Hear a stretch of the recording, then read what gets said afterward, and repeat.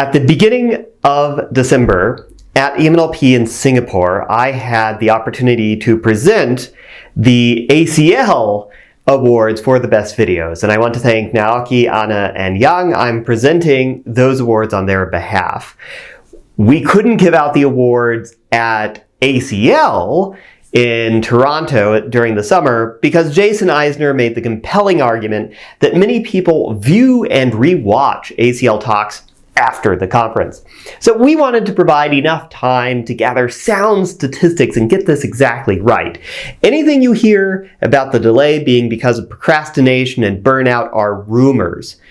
Vile, substantiated, confirmed rumors, completely based in reality. So without further ado, what I'd like to do is recognize the most viewed videos, the highest rated videos, based on votes from you on Underline, and otherwise outstanding videos selected by the PCs. And one of the great things about video awards is that we can show you clips from these fantastic videos. So as I go through the winners, I'll show you little clips of the good things that they did that you might want to incorporate into your next recorded video talks. And if you want to see a lot more, after I'm done talking, I'll show you the videos in their entirety with timestamps in the description. I'd like to begin with our most viewed videos. I say videos because the counts were so close we didn't feel right recognizing one without recognizing the other. The first most viewed video is When Not to Trust Language Models, Investigating Effectiveness of Parametric and Non-Parametric Memories, as presented by Alex Mallen. And this simple retrieval-based prompting indeed gives us huge performance improvements across models, especially smaller. One nice thing this presentation did well is use slide elements to help guide viewers through the plots. This helps the viewer focus on what's actually important. Our next most viewed video is KILM, Knowledge Injection into Encoder-Decoder Language Models, as presented by Yan Xu. They did something that a lot of great videos did, carefully walk through an example, connecting real data to their model. This helps the viewer actually connect the ideas of the paper to reality. Our highest voted presentation was very clear. There wasn't a tie. And the highest voted video was Neural Machine Translation for Mathematical Formulae, as presented by Felix Petersen.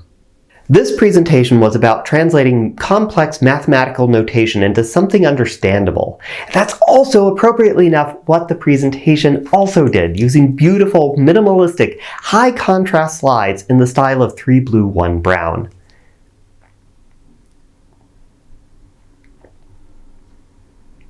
Next, I want to talk about some of the videos that the program chairs thought were interesting, different, or otherwise compelling. There are 3 of these we wanted to highlight. For the first outstanding video, I wanted to play a little clip with sound this time. Did you know that backpropagation can be generalized to work with different semirings and give us interpretable insights about... Hold on. Wait, what? Let's back up from the start. So what is backpropagation? That was generalizing backpropagation for gradient-based interpretability. It's hard to tell who is actually doing the presentation. The full author list is Kevin Du, Lucas Taroba-Henningen, Niklas Stör, Alex Vastadt, and Ryan Cotterill. It's an elegant, unique presentation style that fits well with the math-heavy content of the paper, but is also fun and playful. Our next outstanding video is Score It All Together, a multitask learning study on automatic scoring of argumentative essays, as presented by Yuning Ding. What I like about this video is that they recorded video not just in their apartment or lab, but chose a visually pleasing background, a library that was also consistent with the topic of their talk, essay scoring and using evidence. They structured the video as an interview. I think this makes the video a little bit more accessible and engaging, and provides a nice Socratic dialogue to the presentation that helps an uninformed viewer get up to speed a little bit more quickly. Our final outstanding video is WikiHow QA, a comprehensive benchmark for multi-document non-factoid question answering, presented by Valeria Bolotova-Baranova. This video is a little bit more conventional. It's somebody standing in front of their slides, but it's done really well. They use a green screen so that only the bare minimum is occluded. In addition, they're using the green screen well. Lighting is great and there's no shadow. And they've burned in subtitles effectively, perfectly aligned with what the presenter is saying. In addition, the presentation is not just static slides. They also do live demos and interact with GPT to see if it can actually answer the question. Let me conclude by thanking everyone who went through the effort to create fantastic recorded talks for our academic conferences. It is extra work, but I think it makes our research more accessible both inside the community and outside the community. And it's an outlet for creativity that I really enjoyed seeing, and I hope to see it grow and continue. Finally, thanks to Underline for helping conduct this experiment and for the chairs of EMLP for letting us steal a little bit of time from their awards in Singapore. And if you want to see the entirety of the videos that I talked about, stay right here. They'll go in the order that I talked about them. Hi everyone, my name is Alex Mallen. I'm a student at the University of Washington, and in this video I will be introducing our work, co-first authored with Akari Asai, titled When Not to Trust Language Models, Investigating Effectiveness of Parametric and Non-Parametric Memories. Language models demonstrably encode a wealth of factual information in their parameters. For example, you can go into the OpenAI playground and ask for how many beetle species there are in the world, and it will most likely tell you a number around 350,000 and often hint at this number being a lower bound estimate. This is true and can be verified with a quick Google search, and there you have the Smithsonian telling us the same thing. But language models are just as capable of producing hallucinations, meaning their outputs often include convincingly asserted factual errors. Here I ask for a list of papers in the literature on beetles, and it gives us 3 reasonable-looking papers, but as you've learned to expect by now, all 3 of these articles are nowhere to be found on the internet. Nevertheless, there aren't any immediately obvious clues that the language model is hallucinating. Despite hallucinations being widely recognized as a key issue in the literature, we currently lack an actionable understanding of when language models are likely to hallucinate.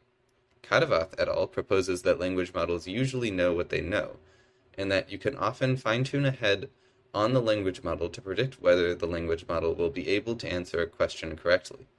But this requires fine-tuning a probe on model activations, which aren't even always available. So we take a different approach. To begin to investigate some predictors of factual knowledge, we create a new dataset, PopQA, which focuses on atomic forms of factual knowledge grounded to Wikidata. Using a knowledge triple format consisting of subject, relationship type, and object, we say that a model memorizes the knowledge if it can correctly generate the target object given the subject and relationship. We formulate this as an open domain QA task, where we convert such knowledge triples into natural language questions as shown here. Now, crucially for our analysis, each question is tied to a subject entity popularity, which has not been considered in prior analysis. Popularity of an entity is defined as the number of monthly page views of its Wikipedia page. Our hypothesis is that factual knowledge about popular entities can be more easily memorized than factual knowledge about less popular entities. So, in this example, the former knowledge triple is less likely to be memorized by the language model because the subject, Kathy Saltzman, is not well known compared to Barack Obama. And it turns out that yes, factual accuracy is predicted by popularity. This chart shows that Pearson correlation between accuracy and log popularity of the subject entity is positive for a wide range of models and relationship types. Now, given that scaling has made significant progress on many hard problems, some might reasonably ask, won't scaling solve language models' factual unreliability? We find that scaling does improve performance, but primarily by improving memorization of more popular entities. And it fails to appreciably improve memorization in the tails for foreseeable model scales. Notice in the graph here that for questions about the least popular entities, shown in blue, the improvement in memorization caused by model scale is near 0. Instead, scaling's effect on language model knowledge is better understood as shifting down a sort of soft threshold on popularity above which the language model is likely to have memorized the fact. What about retrieval? Will retrieving documents from the web and including them in the language model context help with tail performance, where scaling has been shown ineffective? And this simple retrieval-based prompting indeed gives us huge performance improvements across models, especially smaller language models. In particular, 1.3 billion parameter GPT-Neo with retrieval can beat the vanilla GPT-3. More and more recent papers also confirm such trends across different knowledge-intensive tasks. Now, we've been talking about parametric and non-parametric memories separately, but our paper crucially also focuses on how they complement each other.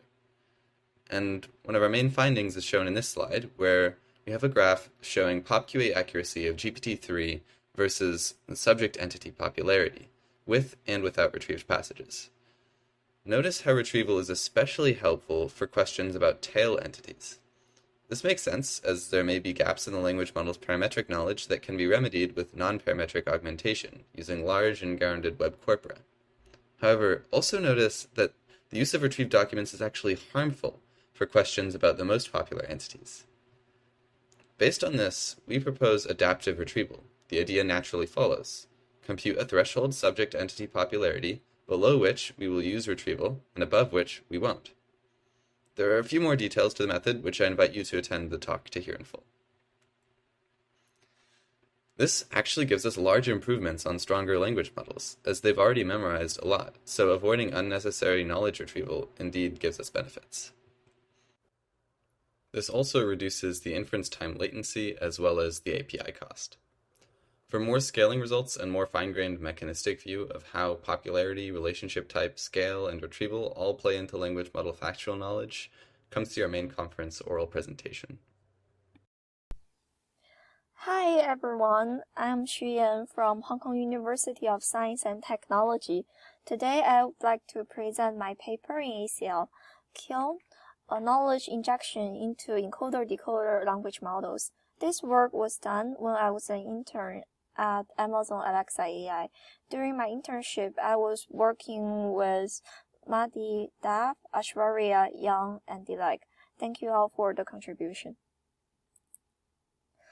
Large pre-trained language models have achieved great success across all NLP tasks. However, recent studies also reveal that pre-trained language models are susceptible to memorizing the pre-training corpora rather than capturing the knowledge within them. In this paper, we propose an approach for injecting knowledge into encoder-decoder pre-trained language models, such as BART, as a continued pre-training process. We refer to it as KILM. It does not require introducing additional parameters to the model or modifying the model structures to incorporate additional knowledge. The aim of KILM is to teach pre-trained language models additional content about concepts and entities that they encounter in a given context, so that the model are able to ground an entity mention with additional information and describe what that entity is. Most Wikipedia articles come with a short description of entity discussed in the article. These short descriptions provide definitions for Wikipedia entities. However, they are mostly ignored in the pre-training process of the large pre-trained language models. In this work, we take an initial step towards using these additional information within Wikipedia articles and utilizing short descriptions of entities for continued pre-training of pre-trained language models. But please note that the proposed approach could be expanded to other annotated data corpora as well.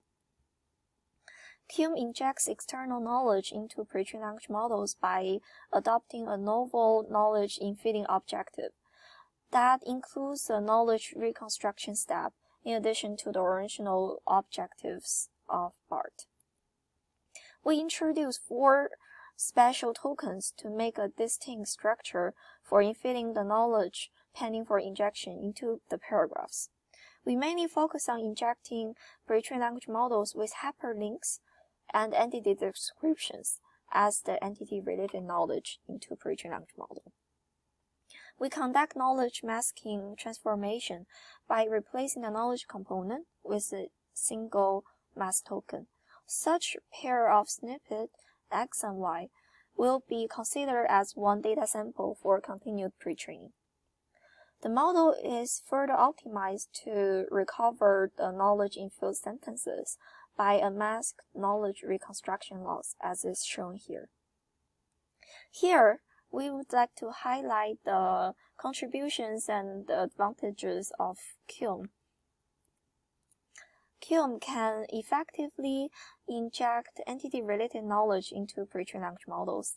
It forces the model to learn the correlation among entities and the contexts, and differentiate between the entities with similar surface form during continued pre-training. The distinct data structure can be directly used for entity knowledge probing and as structure prompts for zero-shot entity-centric tasks. KILM enhances the performance of BART on knowledge-intensive tasks. For example, KILM demonstrates improved zero-shot performance when the task objective is similar to the objective of KILM. It outperforms SOTA models, which has more than 30 times more parameters on entity disambiguation task. BART with KILM also tends to hallucinate less on knowledge-grounded dialog tasks when external knowledge is not available. Last but not least, KILM also preserves the performance of the original BART on general downstream NLU and NLG tasks. Thank you for listening. Our paper will be also presented in person in ACL 2023. Please stay tuned. Welcome to a presentation of Neural Machine Translation for Mathematical Formulae to be presented at ACL 2023. I am Felix Petersen, and this is joint work with my collaborators Moritz Schubotz, André Greiner-Petter, and Bela Gipp. So, why are we interested in mathematical formula translation? If we have a typeset mathematical expression, like for example x in parentheses subscript n, the meaning, that is the content of the expression, is ambiguous. In the field of special functions, the notation denotes the Pochhammer symbol, that is the rising factorial. However, Pochhammer himself used the notation to denote the binomial coefficient. To complicate matters further, in statistics and combinatorics, the notation is used for the falling factorial. This means the meaning of the notation heavily depends on the context and is often ambiguous. To disambiguate notations and also allow for mathematical computation in computer algebra systems, there are also unambiguous forms of mathematical notation. Specifically, in addition to the ambiguous LaTeX notation, in this work we also consider semantic LaTeX, an extension of LaTeX developed at NIST to unambiguously denote mathematics specifically for the field of special functions. Further, to allow for mathematical computation, we also consider the notation of the computer algebra system Mathematica. We refer to ambiguous languages for display purposes, such as LaTeX, as presentation languages, while unambiguous languages are referred to as content languages. To explore some other ambiguities, let us consider f and x in parentheses. Here, the notation may either refer to x as a function or mean the product of f and x, which is dependent on the context. As another example, let us consider the sum of I squared plus I. We focus on mathematical formula translation from ambiguous presentation languages to unambiguous content languages. Specifically, first we consider the translation from LaTeX to semantic LaTeX. For this we use the DRMF dataset of over 11,000 formulae. Here, the functions are mostly special functions and are relatively complex and have an average length of 145 LaTeX tokens. As a second task, we consider the translation from LaTeX to the Mathematica notation. Here, we consider the mathematical functions dataset from Wolfram, which has over 300,000 equations. Translating long equations from LaTeX to a content language is a very challenging task due to the extreme precision required by the translation. Getting a single token wrong will often lead to an incorrect result. To achieve neural machine translation, let us consider some neural architectures. First, we consider sequential RNNs, however, due to the length of the equations and the precision required, they were not suitable. Second, we consider recursive tree RNNs. While these performed substantially better than sequential RNNs, they still struggled preserving the content of the equations. Third, we consider the popular transformer architecture, which was quite successful with an exact match accuracy of up to 50%. Finally, we also considered a convolutional sequence-to-sequence model, which achieved exact match accuracies of over 90%. The reason for this is that due to the specific architecture of convolutional sequence-to-sequence models, they can reconstruct the input flawlessly and express the identity trivially. As many tokens are preserved in a one-to-one mapping, for example a division operator, a variable name, or a constant, this capability of information preservation and only changing what needs to be changed is crucial. We would like to remark that it's plausible that our results could also apply for translating between programming languages, as there are many similarities and Mathematica is in fact an application-specific programming language. After discussing the architecture, let's proceed with the evaluation of the results. First, we consider the quantitative evaluation of translating from LaTeX to Mathematica. Here, we consider the exact match accuracy because even small variations can greatly impact an equation. Second, we consider whether Mathematica can import the produced function at all or whether it throws an error. As LaTeX expressions were generated via the export functionalities of Mathematica, we consider the performance of Mathematica when importing those equations again. We found that only 2.7% were exactly correctly imported and 11.5% of the LaTeX expressions threw errors when importing with Mathematica. In comparison, our convolutional sequence-to-sequence model achieved 95.1% exact matches and only 1.7% of the predictions couldn't be imported by Mathematica. Second, we evaluate our model on both the translation to Mathematica as well as the translation to semantic LaTeX. For the translation to semantic LaTeX, we achieved 90.7% exact matches. For a qualitative evaluation, we start with a simple equation displayed in blue. On the left, we can see that when importing the equation into Mathematica, it is interpreted in a display style as sigma with a subscript k. In comparison, when translating using our model, it is correctly interpreted as a divisor sigma, which also corresponds to the correct original Mathematica expression. Here, Mathematica used a more conservative translation, which however only maintained the presentation information and not the content information. For a second example, let's consider a somewhat more complex equation. Here, Mathematica throws an error and cannot import the LaTeX expression. At the same time, our model correctly translates the expression into the Mathematica format and extracts all relevant information, including the fact that there's a Bessel J, a hypergeometric function, and the gamma function. Thank you very much for your attention.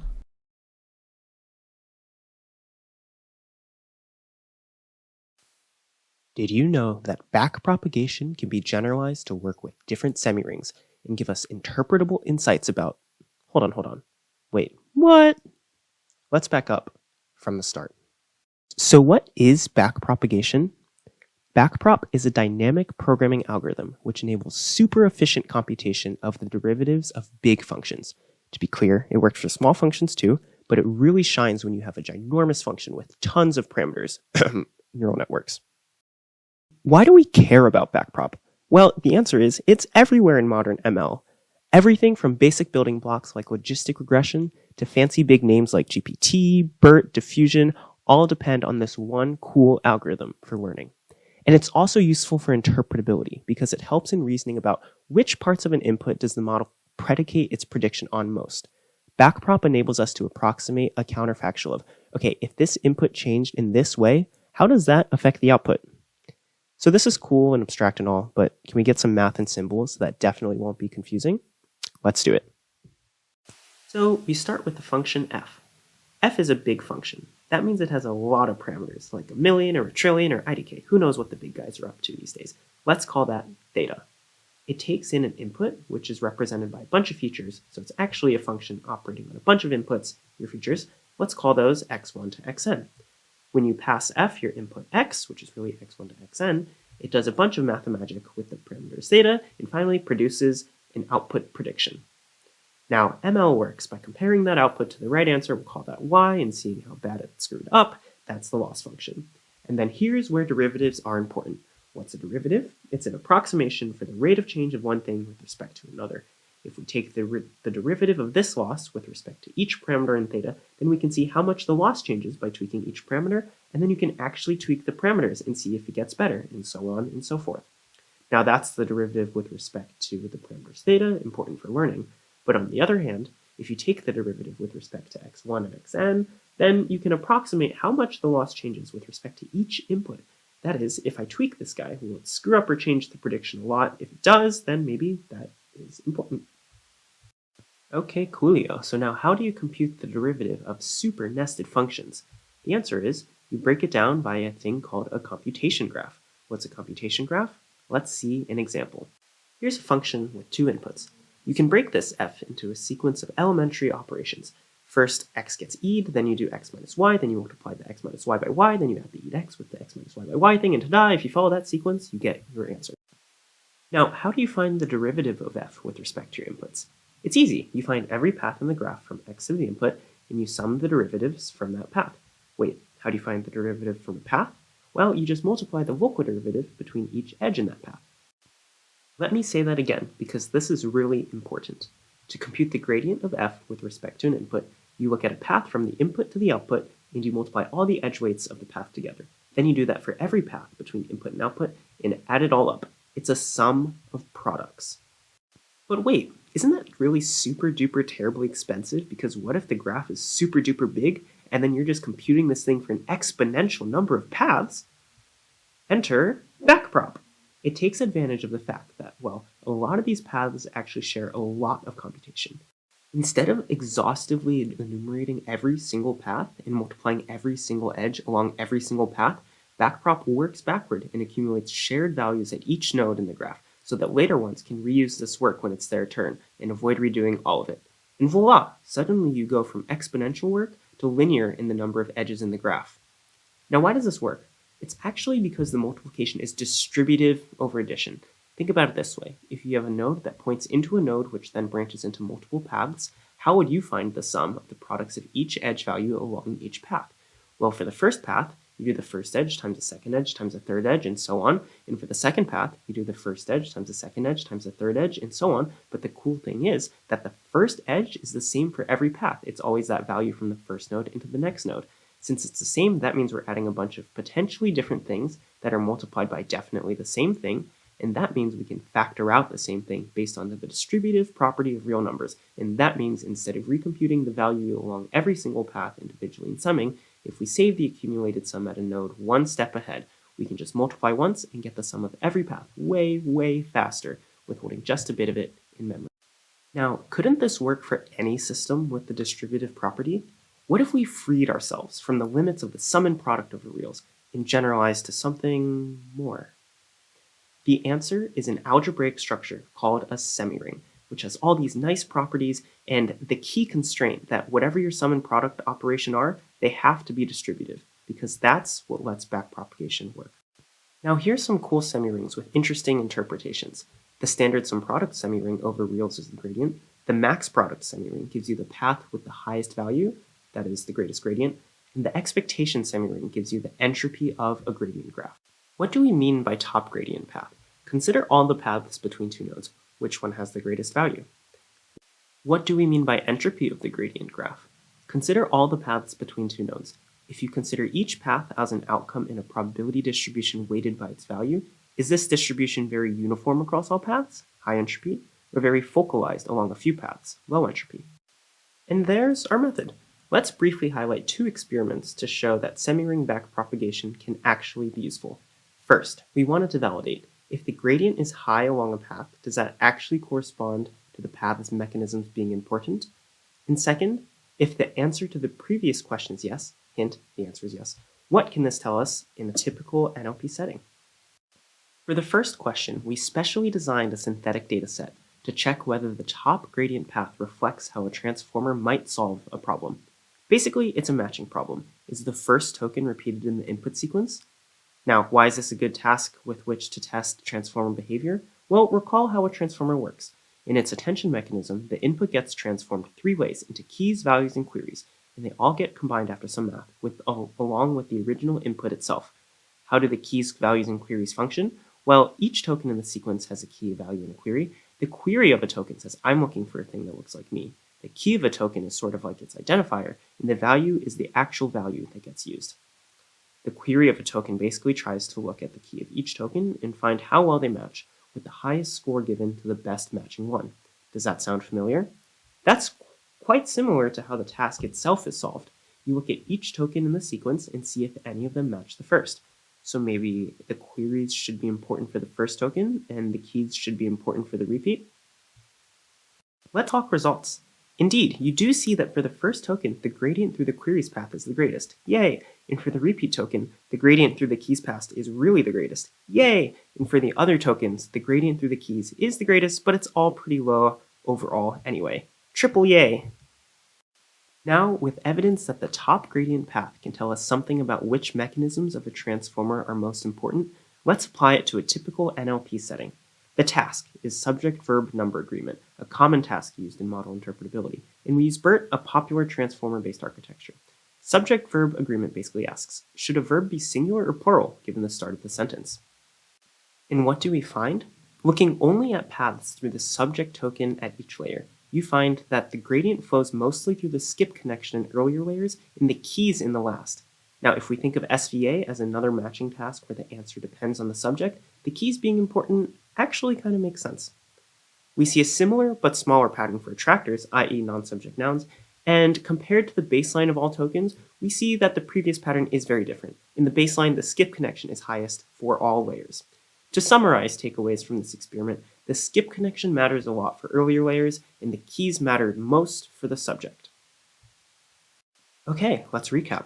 We talked about how Backprop is a dynamic program using the sum product semiring, and we can generalize it to other ones and therefore see interesting things. The beauty of it all is this is just the tip of the iceberg. What semiring will you discover interesting things with? This is a paper accepted by the findings of ACL 2023. This is the incredible story of how the researchers transformed the automatic scoring of argumentative essays and how they did it using nothing more than their minds and their hard works. It's a journey that will take me to every detail of this work, and I will be asking questions. Who are you? To the leading author of this paper, who will help me unlock the mystery of how this paper got accepted. If you write your essay in invisible ink, can you claim it's a persuasive essay because it subliminally influences the reader? So join me for a close look at this paper. Score it all together. A multitask learning study on automatic scoring of argumentative essays. Do you think research in natural language processing is rather cool? Because I heard that every paper needs a corpus. What? No, corpus. I think you mean corpus. It is a language resource consisting of a large and structured set of texts. In our paper, we used a dataset comes from the computation of cargo called feedback price. This dataset contains more than 4,000 essays annotated with 7 different discourse types, namely lead, position, claim, counterclaim, rebuttal, evidence, and conclusion statement, as well as the 3-point quality scale as effective, adequate, and ineffective. Through the distribution chart, we could see that while all types are most likely to be adequate, it is, for example, especially likely for positions to be adequate, and evidence is the label that is most likely to be ineffective. Can you write an argumentative essay entirely in capital letters? Just to show how passionate you are.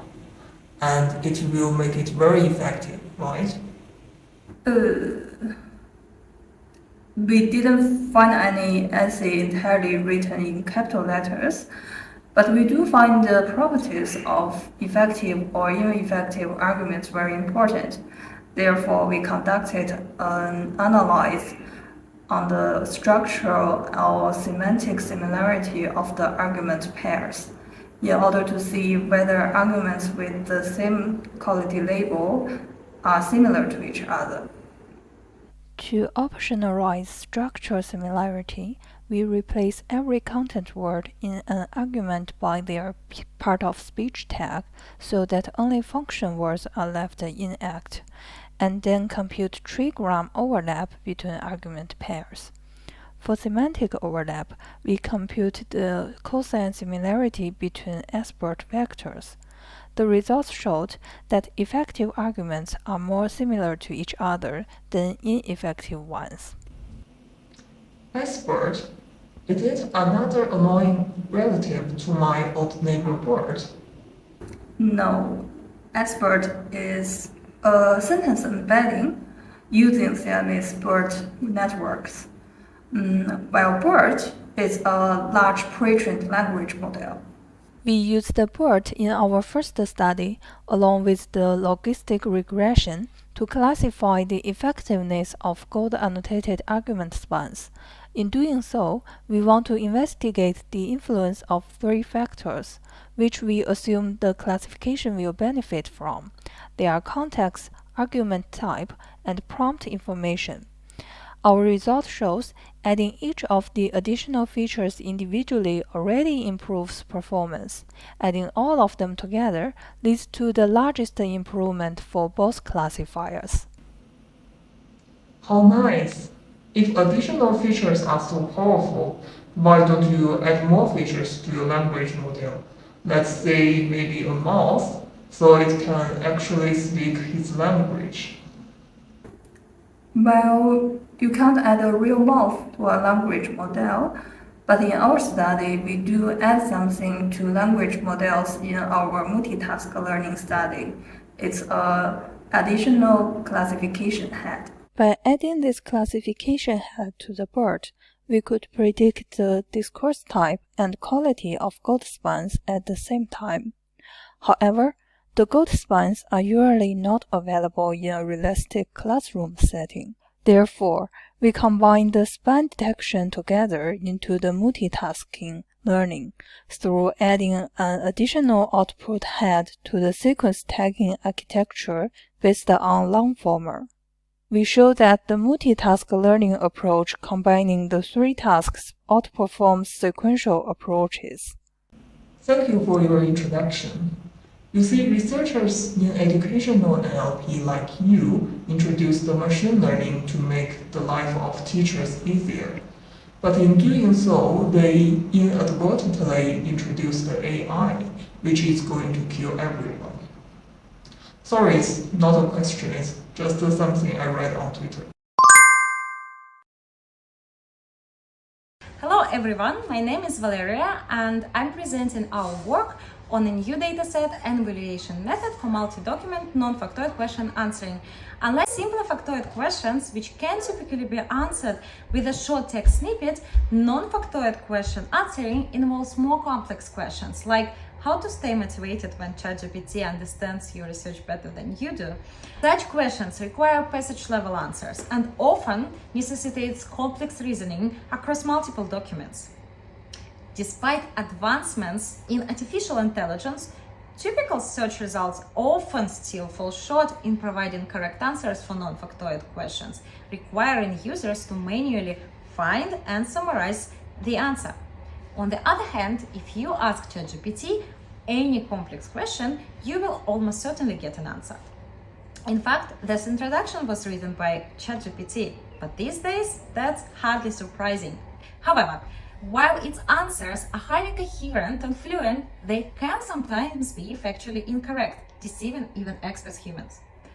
Have you ever asked ChatGPT to compile a list of scientific papers in a niche research area? If so, it may not surprise you to find many of the authors it suggests turn out to be non-existent. Now, let's shift our focus to a more concrete example involving how-to or instructional questions, which are among the most popular non-factoid question categories. For this, we'll refer to WikiHow, a website dedicated to providing elaborate answers to such questions.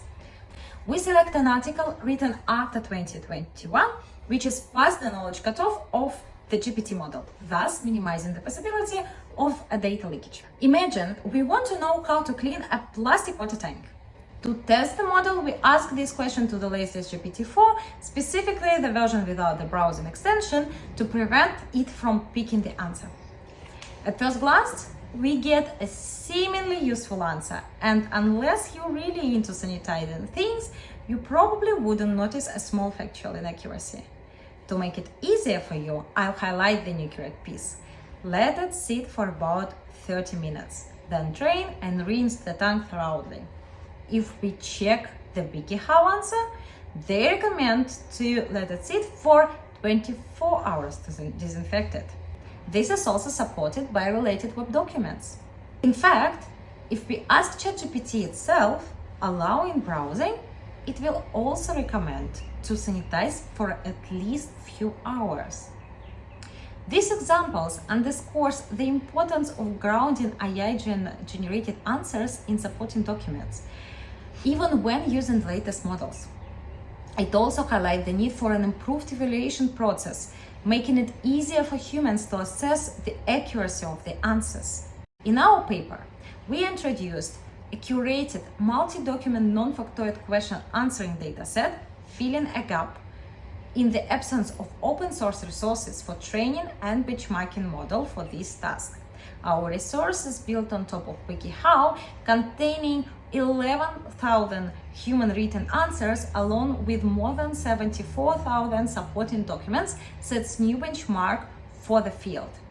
We also evaluate how well humans are able to evaluate complex answers.